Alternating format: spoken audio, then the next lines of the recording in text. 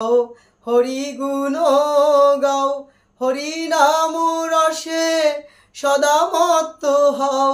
হরি নাম গীতি গাও নীতি নীতি, অন্য কোন গীত গেও না। হরে কৃষ্ণ। জয় নিতাই, জয় গুরু, জয় রাধেশ্যাম, জয় মহাপ্রভু।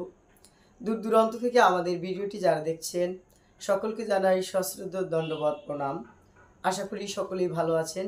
তো আজকের এই ভিডিওটির মাধ্যমে আমরা মধ্যে দিয়ে যে যে তথ্যটি জানবো তা হচ্ছে এই যে আশ্বিন মাসের কৃষ্ণপক্ষীয় যে একাদশী তিথি কোন দিন আমরা পালন করব এবং সেই একাদশীর মাহাত্ম্য, একাদশী পালন করলে কি লাভ হয় সেই তত্ত্ব সম্পর্কে আমরা একটু জানব। কলিযুগের সর্বশ্রেষ্ঠ ব্রত হচ্ছে এই একাদশী ব্রত। তাই আসুন আমরা ভগবান শ্রীকৃষ্ণ এই একাদশী রূপে তিনি আবির্ভূত হয়েছেন এই ধরাধামে। আমাদের কলিযুগ পাবন অবতারী গৌরাঙ্গ মহাপ্রভু তিনিও বলেছেন যে সকলকে একাদশী পালন করার কথা, এবং তিনি তার মা শচী দেবীকেও এই একাদশী ব্রত পালন করার কথা বলেছেন। তাই এই একাদশী ব্রত আমাদের শাস্ত্রে আমাদের বলা হয়েছে 8 থেকে 80 বছর বয়স পর্যন্ত সকলকে এই একাদশী ব্রত পালন করতে হবে। তো আসছে 28 সেপ্টেম্বর 2024, 11ই আশ্বিন 1431 বঙ্গাব্দ রোজ শনিবার যে একাদশী তা হচ্ছে ইন্দিরা একাদশী। এই ইন্দিরা একাদশী সকলে পালন করবেন এবং এই একাদশী পালন করলে কি ফল লাভ হবে সে সম্পর্কে আমরা একটু জানব। মহারাজ যুধিষ্ঠির ভগবান শ্রীকৃষ্ণকে জিজ্ঞেস করেছিলেন, ভগবান শ্রীকৃষ্ণকে বলিলেন, হে মহারাজ যুধিষ্ঠির ভগবান শ্রীকৃষ্ণকে জিজ্ঞেস করেছিলেন, হে ভগবান শ্রীকৃষ্ণ, আপনি কৃপা করে আমাকে বলুন এই আশ্বিন মাসের কৃষ্ণপক্ষীয় এই একাদশীর নামই বা কি, বা এই ব্রত পালন করলে কি লাভ হয়, কি ফল লাভ হয়। তদুত্তরে ভগবান শ্রীকৃষ্ণ বলেছিলেন, এই আশ্বিন মাসের কৃষ্ণপক্ষের এই একাদশী তিথির নাম হচ্ছে ইন্দিরা একাদশী। এই ইন্দিরা একাদশী ব্রত, তো মহারাজ যুধিষ্ঠির জিজ্ঞেস করলেন এই ইন্দিরা একাদশী ব্রত পালন করলে তাদের কি হয়, কি ফল লাভ হয়। মাহাত্ম্যে তিনি বললেন, ভগবান শ্রীকৃষ্ণ বললেন, হে রাজন, এই কৃষ্ণপক্ষীয় একাদশী ব্রত, ইন্দিরা একাদশী ব্রত কেউ যদি পালন করে তাহলে তার পালন করলে কি হবে, সে তার যত পূর্বপুরুষগণ আছেন নিম্নজনী প্রাপ্ত হয়েছেন তারা সকলেই সেই একাদশী ব্রত পালনের মধ্যে দিয়ে তারা সকলেই সেই উদ্ধার লাভ করবেন।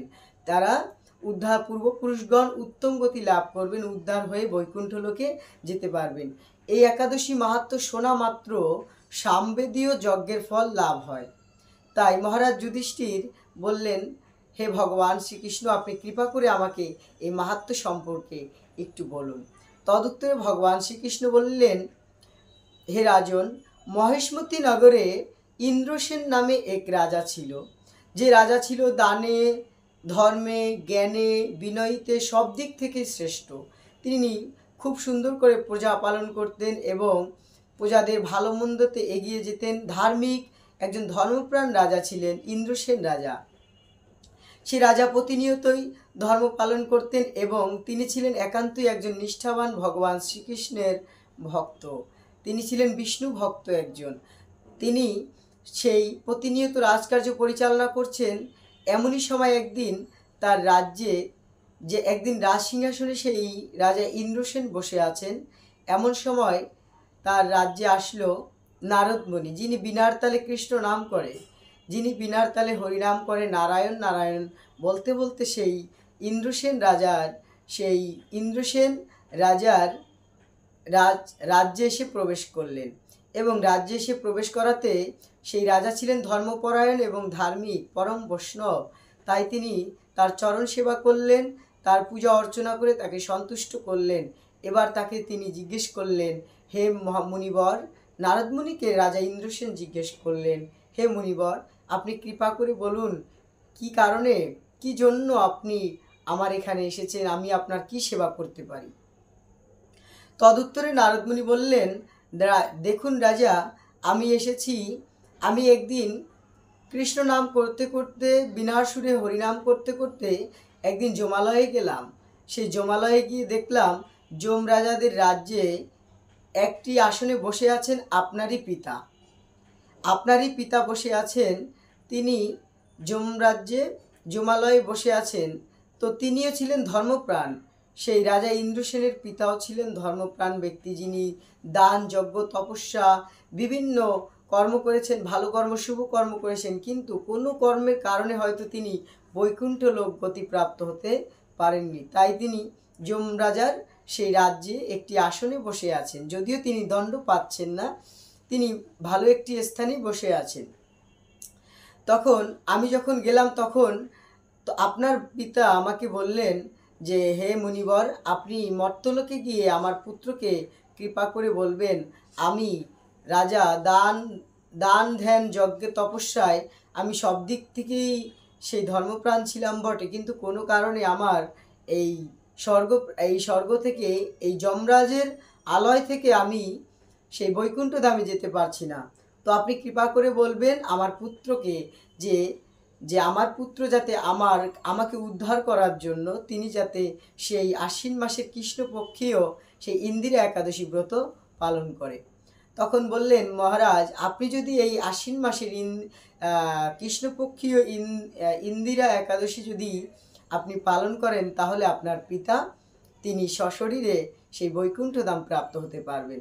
সেই নারদমুনির কথা শ্রবণ করে তো নারদমুনিকে তিনি জিজ্ঞেস করলেন, হে মুনিবর, এই একাদশী ব্রত আমি কিভাবে পালন করব, সে সম্পর্কে আপনি আমাকে কৃপা করে বলুন। তখন নারদমুনি তাকে বললেন, হে রাজা, এই আশ্বিন মাসের কৃষ্ণপক্ষীয় ইন্দিরা একাদশীর আগের দিন দশমী তিথিতে আগের দিন আপনি সেই সাত্ত্বিকভাবে থেকে আপনি একাহার করবেন এবং মাটিতে রাত্রিতে হরিগুণ কীর্তন করবেন এবং মাটিতে শয়ন করবেন, এবং একাদশীতে আপনি নিরাহার করবেন, কোনো বস্তু গ্রহণ করবেন না, খাদ্য বস্তু গ্রহণ করবেন না, এবং পরের দিন আপনি সকালে পালন করবেন। তাতেই আপনার এবং প্রতিনিয়ত শ্রীহরির গুণকীর্তন করবেন এবং পিতৃপুরুষের উদ্দেশ্যে, আপনার পিতার উদ্দেশ্যে ভগবান নারায়ণের কাছে আপনি প্রার্থনা করবেন, বিষ্ণুর কাছে, হে গোবিন্দ, যাতে করে আমার পিতা এই যমরাজের আলয় থেকে তিনি যেন তোমার আলয় বৈকুণ্ঠ ধামে গমন করতে পারে। মন থেকে যদি ভগবানের কাছে প্রার্থনা করেন, তবেই ভগবান আপনাকে কৃপা করে সেই আপনার পিতাকে বৈকুণ্ঠ লোক প্রাপ্তি করে দিবেন। তখন রাজা ইন্দ্রসেন কি করলেন, তিনি সেই এই আশ্বিন মাসের কৃষ্ণপক্ষীয় সেই ইন্দিরা একাদশীর আগের দিন যথাবিহিত নিয়ম পালন করে তিনি সংযম পালন করে তিনি রাত্রিতে তিনি মাটিতে শয়ন করে পরের দিন তিনি নিরাহারে তিনি একাদশী ব্রত পালন করলেন এবং শ্রীহরিকে পূজা অর্চনা করলেন, শ্রী বিষ্ণুর পূজা অর্চনা করে তার কাছে করজোড়ে প্রার্থনা করলেন, যাতে করে তার পিতা সেই বৈকুণ্ঠ ধাম প্রাপ্তি হতে পারে।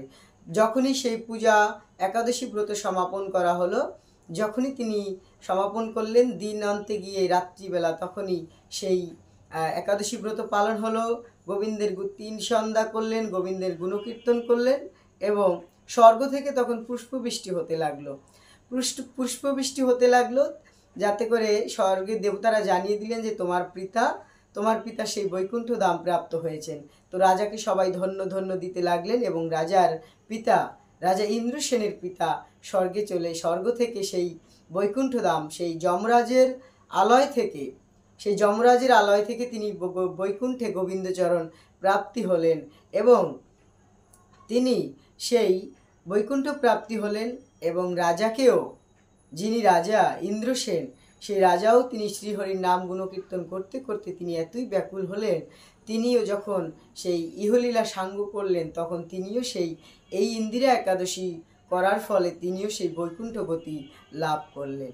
তাই তার পিতা এবং তিনি নিজেও দুজনেই কিন্তু পরবর্তীতে বৈকুণ্ঠ গতি, তার পিতা একাদশী ব্রত করা মাত্রই তার পিতা বৈকুণ্ঠ গতি লাভ করলেন এবং তিনিও পরবর্তীতে তার পুত্রদের হাতে রাজ্য শাসন ভার সমস্ত কিছু বুঝিয়ে দিলেন এবং এই একাদশী ব্রত পালন করে কৃষ্ণ নাম করতে করতে, ভগবান বিষ্ণুর নাম স্মরণ করতে করতে তিনিও সেই বৈকুণ্ঠ গতি প্রাপ্ত হলেন।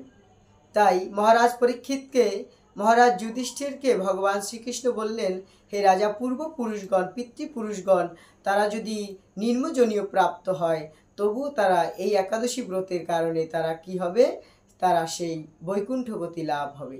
তাই আসুন আমাদের পূর্বপুরুষগণের উদ্দেশ্যে আমরা ভগবান বিষ্ণুর কাছে এই একাদশীর দিনে আমরা ভগবান বিষ্ণুর কাছে প্রার্থনা করব, হে ভগবান, যাতে করে আমাদের পূর্বপুরুষগণ তোমার চরণ লাভ করতে পারে, যে যেখানেই আছে তাতে করে যেন সবাই যেন তোমার এই চরণ লাভ করতে পারে। আসুন সকলে আমরা এই একাদশী ব্রত পালন করি এবং সকলকে এই একাদশী ব্রত পালন করার জন্য অনুরোধ করি এবং সবাইকে উৎসাহিত করি। 8 থেকে 80 বছর পর্যন্ত বয়সী সকলকে একাদশী ব্রত পালন করার বিধান আমাদের শাস্ত্রে দেওয়া হয়েছে। তো এবার আসুন আমরা জেনে নেই, আমরা বাংলাদেশের সময়ে যারা এই একাদশী ব্রত পালন করবেন, আগামীকাল অবশ্যই আগামী শনিবারে সে ইন্দিরা একাদশী পালন করবেন এবং ইন্দিরা একাদশী ব্রত পালন করে যারা পরের দিন রবিবারে যারা সেই 29শে সেপ্টেম্বর রোজ সোমবার, 12ই আশ্বিন রোজ সোমবার 1431 বঙ্গাব্দ যারা পালন করবেন, তারা সকাল 5টা 35 থেকে 9টা 42-এর মধ্যে পালন করবেন এবং সদা সর্বদা শ্রীহরির স্মরণে থাকবেন, গুণকীর্তন করবেন। গোবিন্দের নাম ব্যতীত আমাদের আর কোনো উদ্ধার নেই। তাই আসুন সবাই আমরা একাদশী ব্রত পালন করি এবং ভগবান শ্রীহরির স্মরণে মননে থেকে এই দেবের দুর্লভ মানব জীবনকে ধন্যাতি ধন্যময় করে তুলি। হরে কৃষ্ণ। লোকের কথায় কি আসে যায়, মিছে দাগা তুমি পেও না।